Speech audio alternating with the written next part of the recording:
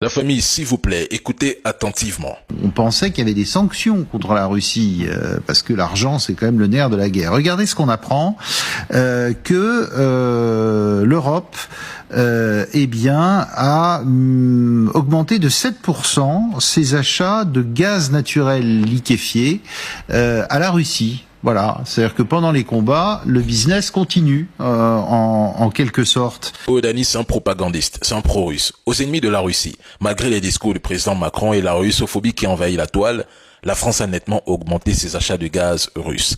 De janvier à juillet, Paris a doublé ses importations atteignant environ 4,4 milliards de mètres cubes de GNL russe, soit 2,4 milliards de plus qu'au premier semestre 2023. Au cours des 6 premiers mois de 2024, les livraisons de gaz liquéfié de la Russie vers l'Union européenne ont grimpé de 9% et non 7% essayé. Attention au mensonge.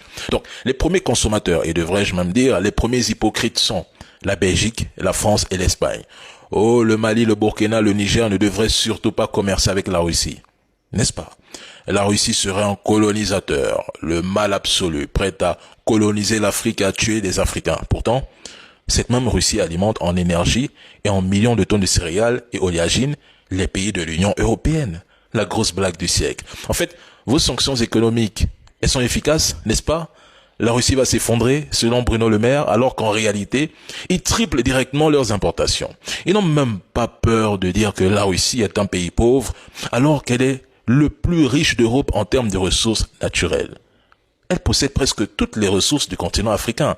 Mais bizarrement, on vous fait croire qu'un pays qui s'est construit seul viendrait piller l'Afrique. Mais il faut vraiment être parano pour penser ainsi. Ils se demandent toujours pourquoi vous faites appel à des instructeurs russes pour former les armées de l'AES alors que 2/3 des forces armées africaines ont déjà été formées par les Français et les Américains.